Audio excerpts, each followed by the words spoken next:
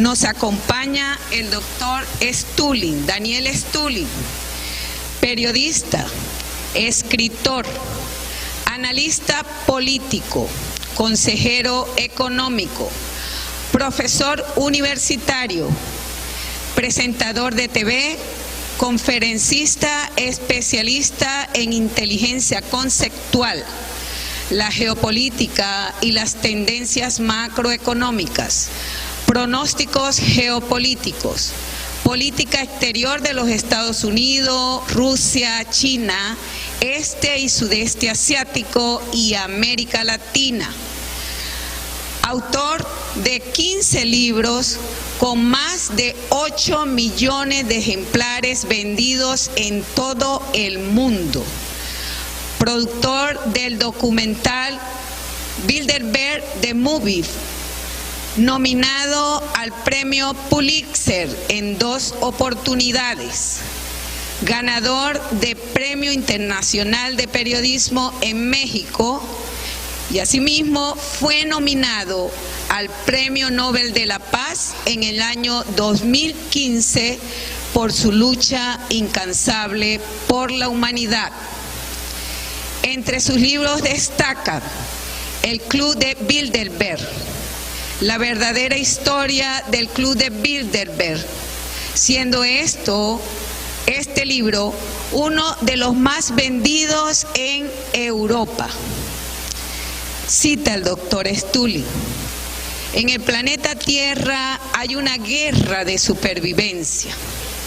Seguimos pensando el mundo en buenos contra malos, pero el mundo ha cambiado mucho desde la caída de la Unión Soviética, una caída que fue provocada porque ya a partir de los años 60 había un acuerdo entre los cínicos dentro del poder de la Unión Soviética y del Occidente para unir dos sistemas en uno y convertirse a lo que a partir de 1991 fue el liberalismo como único sistema mundial.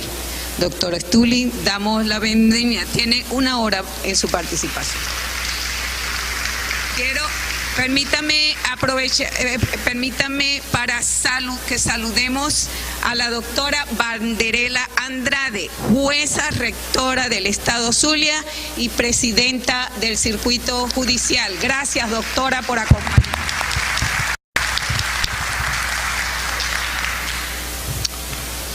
Buenos días, muchísimas gracias por haber venido.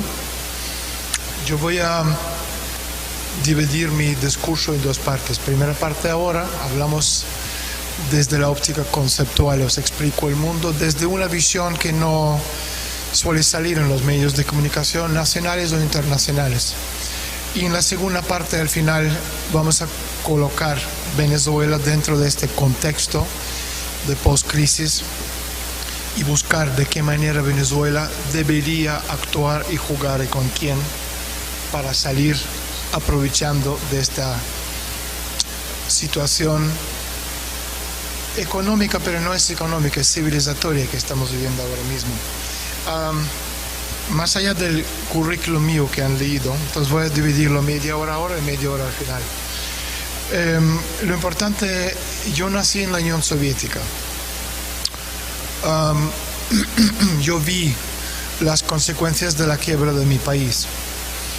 Yo entiendo por qué se quebró y también entiendo las consecuencias de esta quiebra, no solo para Rusia de hoy, sino a nivel planetario. Antes de empezar, la magistrada Carmen Soleta dijo que el mal negocio para jugar con Venezuela. Bueno, yo estoy de acuerdo en parte, es buenísimo negocio si eres un malandro, porque el caos es mucho más barato que orden.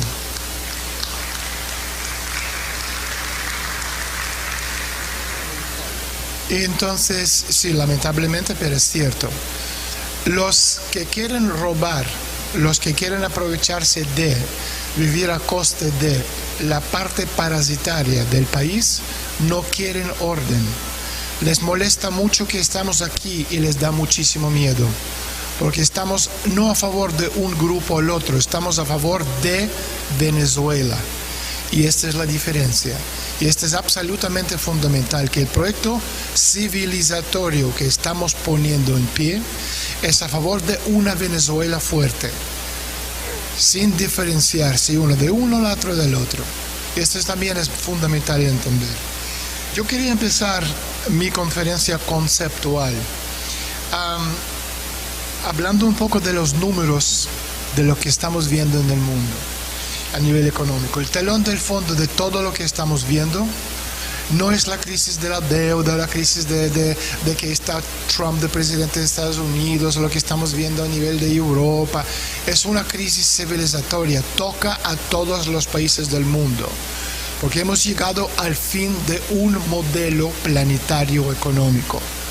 Lo que estamos viendo en Bolivia con la quiebra de Estado de Derecho y la eliminación, golpe de Estado de Evo Morales, las personas que están detrás de este golpe de Estado son los mismos que están llevando a cabo el golpe de Estado en Estados Unidos contra Donald Trump.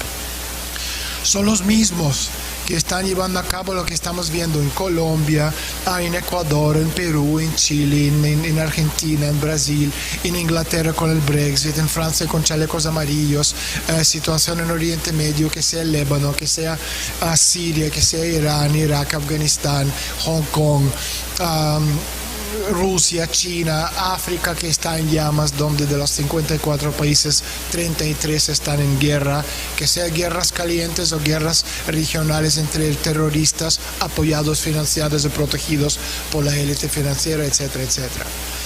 Es absolutamente vital de entender, repito, los que están en contra del orden constitucional en Bolivia son los mismos que están haciendo lo mismo en Estados Unidos. La lucha no está entre los republicanos y demócratas, conservadores y liberales, los verdes o los partidos, es el mismo crisis civilizatorio. Tenemos una burbuja mundial de 4 cuadrillones de dólares, es 4 y 15 ceros. Es absolutamente imposible pagar esta deuda. La única forma de pagarlo es una guerra, tercera guerra termonuclear, que desgrava deudas y responsabilidades. Por eso lo que estamos viendo en Oriente Medio es el intento continuo, perpetuo, diario de meter que sea Israel, que sea Irán, que sea Siria, que sea India, que sea Pakistán, quien sea, en un conflicto no regional, porque esta élite invisible que maneja los hilos del poder no les interesa un conflicto regional. Necesitan desgravar una deuda de 4 cuadrillones de dólares. Y la única forma de hacerlo es una guerra termonuclear, con todas sus consecuencias. La deuda global es de 235 billones de dólares, que son 325% del PIB mundial. Casi 19 billones de dólares, que son bonos, valores derivados de deuda, están negociados a tipos de intereses negativos. La deuda de Estados Unidos es de 23 billones de dólares. La banca europea está apalancada 33-1, es decir, la más mínima variación de cambio, los tipos de interés, se nos quiebra el sistema económico mundial. En Europa, 5 países tienen una deuda de más de $1 billón. Inglaterra, España, Francia, Italia y Alemania. De los 500 bancos italianos, 114 están en quiebra. De los top 20, 14 están en quiebra. Deutsche Bank y Commerzbank, los dos principales bancos de Alemania, han perdido 90% de su valor en bolsa. La deuda de China es de 250% del PIB. En China, de los 3.786 bancos, 578 están en quiebra. De los top 5, 4 no tienen liquidez. Estamos hablando de más de 1.300 bancos chinos que están en quiebra, aunque el gobierno está intentando de sostenerlo como sea. En Estados Unidos, cuando estamos hablando de desempleo en Venezuela, la pobreza y tal, yo no sé si os dais cuenta que 100 millones de personas en Estados Unidos no tienen trabajo. Repito, 100 millones de parados en Estados Unidos. con la economía supuestamente en el auge, con 3 no sé qué porcentaje de personas en paro. Todo mentira. El papel aguanta cualquier número, que sea en Venezuela, en Rusia o en Estados Unidos. De estos 100 millones de personas, 50 millones sobreviven solamente gracias a los cupones de alimentación. Hay un índice muy importante que la gente profesional sigue, es el índice de miseria de la CIA americana.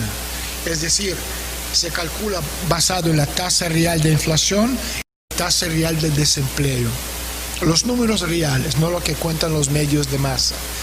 Y este índice en este momento es 32,89 puntos. Para comparación, en la peor época de la Gran Depresión estaba en 27. La Reserva Federal Americana tiene 56 mil millones de dólares en efectivo y 23 billones de dólares de deuda.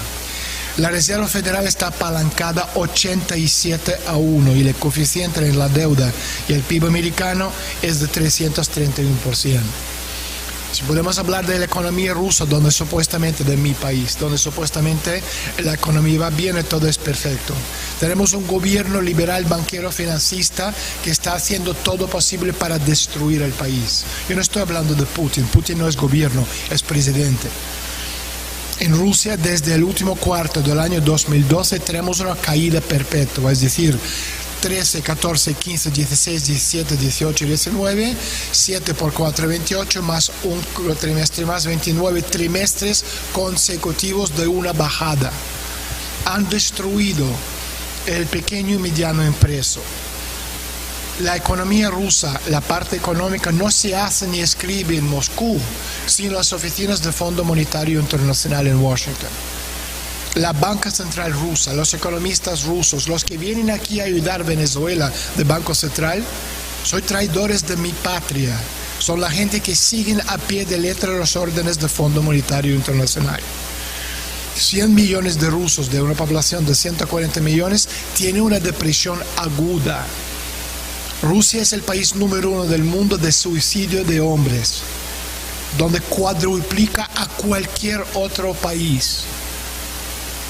Vuelvo a repetir, lo que estáis viendo en Venezuela, desde la óptica conceptual, es exactamente lo mismo lo que estamos viendo en los demás países de América Latina, en México, en Estados Unidos, en Inglaterra con Brexit, chalecos amarillos en Francia, el auge de extrema derecha en Alemania. Lo mismo estamos viendo en España con separatismo, que sea en Cataluña, en País Vasco, en Lombardía, en Italia, también con el auge de la Lega Nord. Lo mismo estamos viendo en Polonia, donde el primer partido nacional es de extrema derecha. Entonces, la quiebra sistémica que estamos viviendo es planetaria. Y la razón de esta quiebra no tiene nada que ver ni con creencias en socialismo, capitalismo, en modelo de negocio, que sea el petróleo o no petróleo. La crisis es la falta del modelo. En el siglo XXI, lo explico muy rápidamente, existían 4 modelos económicos. Inglés, alemán o pruso después de la guerra con Francia en los años 1870, americano a finales del siglo XIX y japonés principios del siglo XX. De estos 4 modelos se convirtieron en 2 al final de la Segunda Guerra Mundial en 1944. El bloque capitalista occidental y socialista soviético con los satélites. Y estos 2 bloques convivían bastante bien entre 1944 y 91. En 91, con la quiebra de la Unión Soviética y el bloque socialista, estos 2 modelos se quedaron en un modelo. Capitalismo, que controlaba 60% de territorio mundial, comió los 40% del territorio del bloque soviético y sus satélites. Y durante un cuarto de siglo, como parásitos, vivieron a coste de... Porque la economía tiene 2 contornos. O tú tienes el sistema abierto, lo que han hecho los Imperio Británico, Imperio Español, los americanos a punto de pistola, llevando la democracia, entre comillas, a todos los rincones del planeta Tierra, había sus revoluciones de color, donde tú estás viviendo a coste de los demás países y sus recursos naturales, su población, etc. O tú tienes el contorno cerrado, donde la economía tiene que ser productiva, física, real. Y mientras tú puedes seguir viviendo a costa de los demás, tú puedes seguir expandiendo la zona de influencia tuya, o en este caso de dólar. Y esto era la base del modelo Bretton Woods que se firmó en el año 1944. Entonces hasta el 91 existían dos modelos, y en 91 se quebró la Unión Soviética y el Occidente lo comió.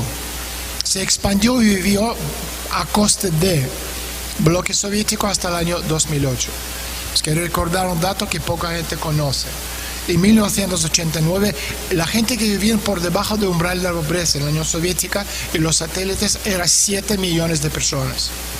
7 años más tarde, en 1996, 7 años más tarde, al conquistar el bloque soviético de satélites, la gente que vivía por debajo del umbral de la pobreza subió de 7 millones a 168 millones. Pero después, en 2008 lo llamaron la crisis de subprime. No es la crisis de subprime, ni de Lehman Brothers, es la crisis civilizatoria. Entonces lo que estamos viendo ahora mismo, vuelvo a repetir, es la crisis civilizatoria planetaria. Y el objetivo absolutamente primordial y único por encima de cualquier otro es encontrar un modelo económico que sustituye al modelo que está en quiebra. En Venezuela podemos hablar de chavismo, podemos hablar de un modelo alternativo, pero mientras que el dólar americano en Venezuela, en Argentina, en Perú, en Brasil, en Chile, en donde sea, o en Rusia, siendo el modelo o moneda de cambio, siguen gobernando los americanos y manejando y mandando. Vuelvo a repetir, la necesidad que existe a nivel mundial es encontrar un sustituto a un modelo en quiebra. Tenemos muy poco tiempo en hacerlo. Yo quiero hablar muy rápidamente de lo que representa en este sentido el presidente de Estados Unidos, Donald Trump. Comentamos el tema de los modelos, comentamos el tema de los dos bloques, bloque socialista y bloque capitalista. Y yo sé que en Venezuela Trump es el enemigo número uno. Pero Trump no es una persona. O sea, no estoy diciendo que es un extraterrestre que bajó de la luna. Trump es la consecuencia de la quiebra que estamos viviendo. Trump es la alternativa al modelo liberal banquero financista. Si la democracia es el poder de los demócratas, el liberalismo es el poder de los banqueros. Y en este sentido, Donald Trump la aparición de Trump como presidente de Estados Unidos solo ha sido posible debido a la quiebra. Cuando yo hablo de liberalismo, yo no estoy hablando de demócratas contra republicanos, o en Canadá conservadores contra liberales, o en España Partido Popular contra los socialistas, o Podemos en medio ahí también metido. Yo estoy hablando del modelo. Igual que el cielo es uno para todo el mundo, que sea aquí, en Fiji, en China, en Japón o en Canadá, el modelo planetario económico a partir del 91 se quedó en el modelo liberal banquero financista parasitario basado en Wall Street. Por eso cuando estamos pensando, hablo en plural, cuando estás pensando que Trump es el enemigo porque él representa a Estados Unidos, yo os quiero hacer una pregunta. Trump representa ¿qué Estados Unidos? Porque nadie me va a convencer que Estados Unidos es un país homogéneo, como nadie va en su sano juicio va a decir que Venezuela es un país homogéneo. Aquí tenéis presidente legítimo Nicolás Maduro y un tipo que se llama presidente. Tenéis 2 tribunales supremos, 2 fiscales generales, 2 asambleas nacionales. Es una locura. ¿Entonces sois un país homogéneo? Es una pregunta retórica. De la misma manera, si miramos a Estados Unidos, estamos hablando a nivel conceptual. Porque yo vengo del mundo de contrainteligencia militar rusa. ¿Por qué los Bushes, los Romneys, los McCains y los pesos pesados del Partido Republicano, por qué votaron a Hillary Clinton? Y si le va a decir que no porque, ¿cómo se llama? Donald Trump es un mal presidente, se acuesta con un mujer ciego, un mentiroso, hace cosas feas en las habitaciones de hotel de Moscú, no le invitas a tu casa, punto. le votaron todos los pesos pesados del Partido Republicano porque ellos representan todos un modelo económico en quiebra. No hay ninguna diferencia entre el Partido Republicano y el Partido Demócrata. Por eso cuando yo estoy hablando de Donald Trump, dicen, no, pero es enemigo porque está apoyado por su equipo es Bolton y Abrams y ¿cómo se llama? Y Pompeo y toda esa gente. Toda esa gente son enemigos de Trump. Hillary Clinton es la cara visible del liberalismo planetario. Detrás de los enemigos de Trump tenemos Hollywood, Silicon Valley, las agencias de inteligencia, los Rockefeller, los Sources, Washington, la burocracia de Washington, los medios de comunicación, el Wall Street. Todos estos son los enemigos. Yo no estoy diciendo que Trump es bueno o que Trump es malo, es irrelevante. Lo que estoy diciendo que en Estados Unidos los que están intentando de quitarle del medio a Trump son los mismos que han quitado a Evo Morales y son los mismos que están trabajando en Rusia para eliminar a Putin. Putin no es gobierno, es presidente, está por encima del gobierno. Aquí esto no existe porque tenés presidente del gobierno y punto. En Rusia no. Una figura de presidente y después tenemos el gobierno.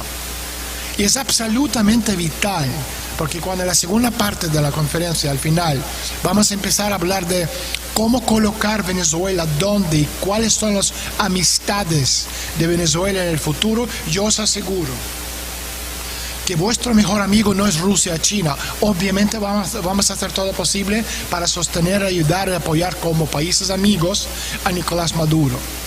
Pero también hay que ser sinceros. Si mañana Putin desaparece, muere, se va a la luna o lo que sea, el gobierno ruso, no Putin, el gobierno ruso, odia profundamente a Venezuela real, vuestra, la que estamos defendiendo.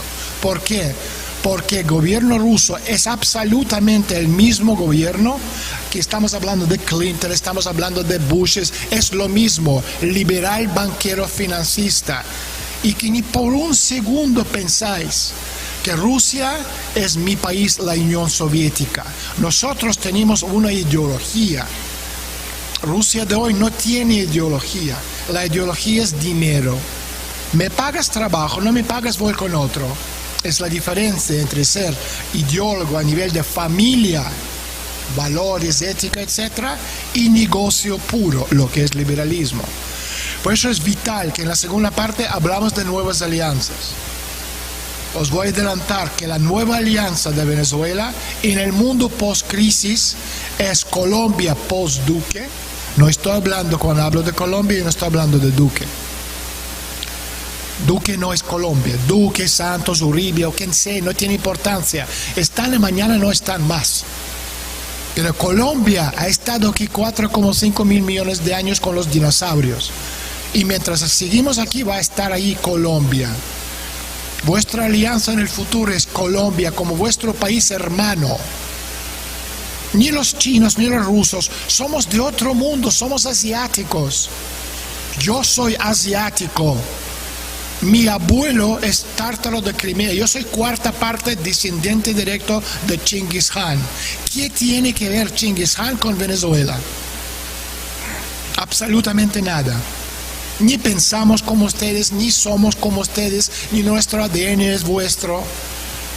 La alianza regional del futuro de Venezuela es la creación del mundo post-país, Estado-nación, y la regionalización de las economías, lo que estamos viendo. Entonces, por un lado, Colombia y Venezuela, ya profundizamos más en la segunda parte, y por otro, ojo, Trump es vuestro aliado arriba. No porque es bueno o malo, yo sé que yo diciendo esto a la magistrada que le odia profundamente. Yo vuelvo a decir, yo soy soviético. Yo no tengo nada que ver con Trump. Me da igual. Pero Trump es, en el momento histórico que nos encontramos ahora, si Trump fuera presidente de Italia, de Fiji o de donde sea, sería un personaje absolutamente irrelevante. Pero siendo él presidente de Estados Unidos y Putin presidente de la Federación Rusa, es un hecho histórico insólito. porque tanto Putin como Trump son los dos conservadores de derecha. Putin no es ni comunista, ni stalinista, ni marxista, ni socialista, es conservador de derecha, que está en una lucha perpetua contra su propio gobierno, que es 100% liberal, banquero, financista. Entonces, cuando pensamos en etiquetas etiquetando a un país, hay que definir, cuando hablamos de Estados Unidos, ¿cuál Estados Unidos? Porque hay una rotura tajante en Estados Unidos ahora mismo, lo estamos viendo. De hecho, de aquí a un año estamos a las puertas de una guerra civil caliente en Estados Unidos. En un país de 350 millones de personas, donde hay 360 millones de armas, donde la fractura de un país es absolutamente como nunca han vivido, ni siquiera en la época de la guerra civil, que era la guerra entre los padres fundadores de la República y el Imperio Británico. Pero guerra civil no es malo, es bueno, porque limpia una parte de toda esta parte parasitaria y crea un modelo nuevo. Porque Estados Unidos como un país tiene un ciclo, como Venezuela tiene un ciclo, como un ser humano tiene un ciclo de vida, que sea 80 años o 90 o 75, lo que sea. Estados Unidos tiene un ciclo de vida de 80 años. Entonces, si miramos estos ciclos, por ejemplo, volvemos a finales de 1600. De finales de 1600 hasta la Revolución Americana. Es un ciclo. De la Revolución Americana a la Guerra Civil en 1861 es otro ciclo. De la Guerra Civil Americana hasta la Segunda Guerra Mundial, tercer ciclo. Y de finales de la Guerra Mundial, segunda, hasta ahora cuarto ciclo. Entonces Estados Unidos en cuatro ciclos ha ido de una miseria absoluta de los colonos que morían de hambre, les mataban los indios, a ser un hegemón del mundo. Pero estos ciclos de vida, porque al final para los chinos la historia es la suma de los ciclos de distintos periodos de tiempo, tiene su periodo, como Rusia es de 100 años y Europa es 227, y por lo que entiendo, lo que decía el magistrado, de Venezuela unos 40 45 años. Entonces hay que tener en cuenta que muchas de las cosas que estamos viendo, esperando que pasara, vamos a poder llevarlo a cabo después, a partir de esta guerra civil, que muy probable va a fracturar a Estados Unidos en varios países. El mundo de contrainteligencia, el mundo conceptual a que yo me dedico, no me dedico a comentar lo evidente, comento lo invisible conceptual. Y me dedico a crear modelos que explican el futuro del mundo desde una óptica conceptual. Entonces, en ese sentido, estamos en este momento en un periodo donde hemos ido de 1648, el Tratado de Westfalia, con todas sus características de Estado-Nación, etcétera, etcétera, hasta finales de los años 60 del siglo XX. Llamámoslo Global 1.0. En 1968, en la reunión del Club Bilderberg, que es una organización privada semisecreta que yo saqué a la luz hace unos 20 años, ellos decidieron, Bilderberg es ex potencias de la OTAN, Europa Occidental, Canadá, Estados Unidos, crear un Global 2.0, es que el concepto empresa mundial S.A., es decir, poderes fácticos, económicos, financieros, que tienen más poder que los gobiernos. Y lo estamos viendo. Si estamos hablando de Goldman Sachs, de JP Morgan, tienen más poder que casi cualquier gobierno en la Tierra. Y esto duró lo que duró hasta 2008. Y en 2008 se quiebra el concepto de empresa mundial S.A. Si en 1971, cuando Nixon quitó el oro, le pega al dólar americano, se quebró Estados Unidos como Estado-Nación. En 2008 se quebró el concepto de empresa mundial S.A. y ahora estamos en Global 3.0. El mundo de postindustrial, mundo de networking, donde la energía no es petróleo, sino conocimiento e información. Por eso es absolutamente vital tener en cuenta que cuando tú estás hablando de tecnología, tú puedes robarlo, criarlo, comprarlo, Pero lo que tú no puedes hacer a nivel conceptual civilizatorio, robar un concepto de la nación a otros.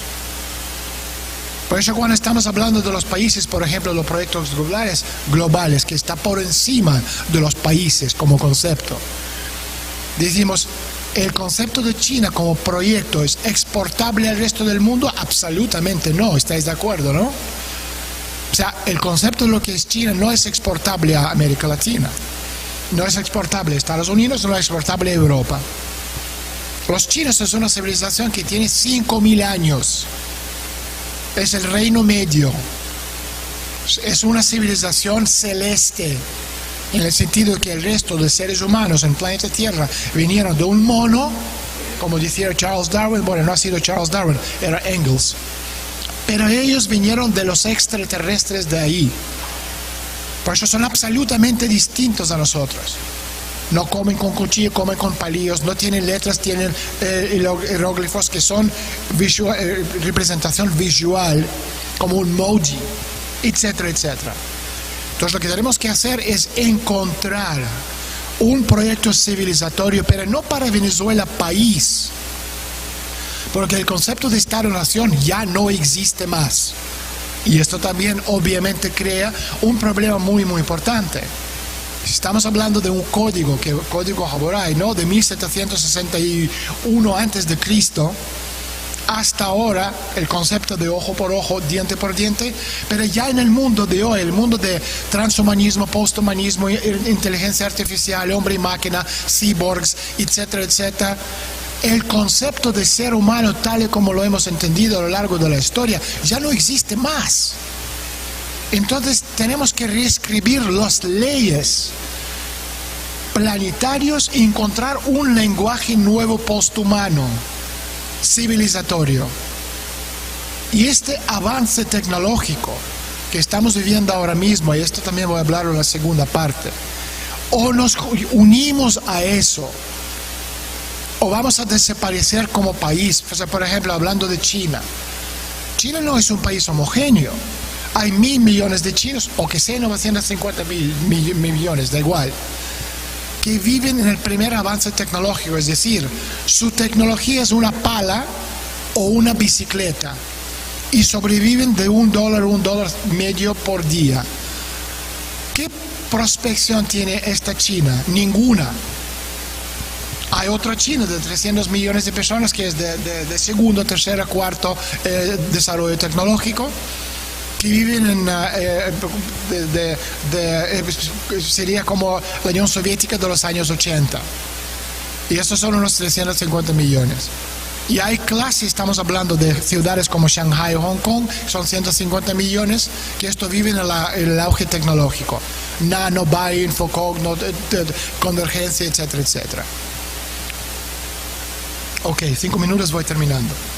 Entonces, en ese sentido, o sea, mi mensaje para la primera parte: el concepto de Estado-Nación no existe más. Tenemos que redefinir el papel de Estado dentro de este modelo regional, porque el BRICS, por ejemplo, era el primer intento de regionalizar las economías. Brexit en Inglaterra es un intento de salir de este mundo post-crisis, donde la lucha está entre los liberales financistas, banqueros, parásitos, por un lado, y la clase aristócrata, las tierratenientes. En este sentido, este Zulia es un lugar absolutamente vital, porque cuando yo estoy hablando de tierratenientes, los de aquí me entendéis muy bien. Es el concepto histórico de tierra y sangre. Yo soy de aquí no me muevo, soy de 15 generaciones de aquí. Mis padres, abuelos, bisabuelos, bisabuelos, todos somos de aquí. Esto es nuestro legado.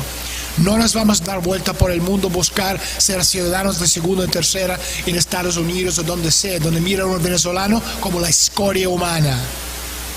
No creo que ningún venezolano es una escoria, ningún ruso que vive en el extranjero.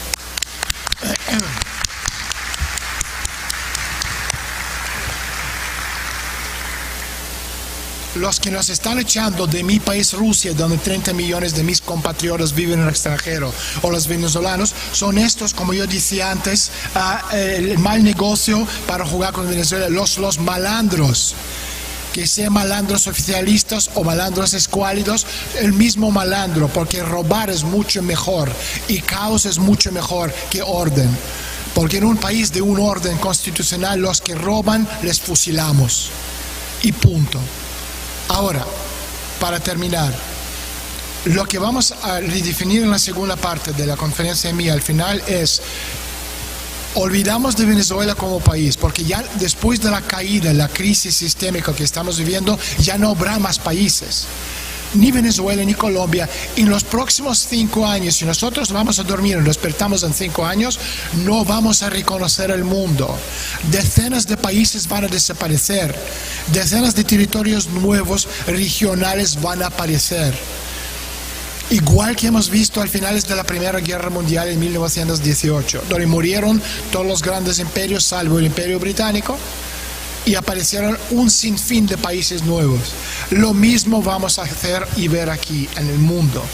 Y por eso es tan sumamente importante estar preparado y crear un modelo conceptual donde Venezuela, con todas sus ventajas territoriales, acceso al mar, posición geográfica, el lenguaje que une el continente entero, que sea petróleo, que sea limitado en Venezuela, o los 15 o los 17 minerales que tenéis aquí, etcétera, etcétera, etcétera.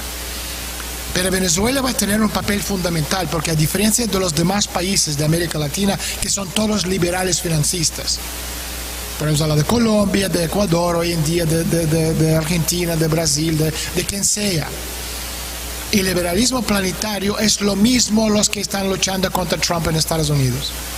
Venezuela no. Entonces Venezuela tiene esta posibilidad de liderar un proyecto ideológico civilizatorio a partir de esta quiebra. Y por eso es tan sumamente importante ahora, porque no hay tiempo, definir este proyecto, definir nuestras amistades, definir nuestros aliados, pero no aliados en el concepto como camino de seda, que son camino de seda de intereses, sino una antigua ruta de té que son valores, y valores son de ética y son de familia, y ustedes de Colombia sois una familia. Y pensar que sois dos razas distintas es absolutamente absurdo. Los que están promoviendo eso son los enemigos que no quieren ver una Venezuela fuerte, o se equivocan porque no lo entienden. Y es nuestro deber de ayudarles a entender el papel de una nueva Venezuela post-crisis que va a liderar un proyecto civilizatorio dentro de muy, muy poco tiempo. Muchas gracias.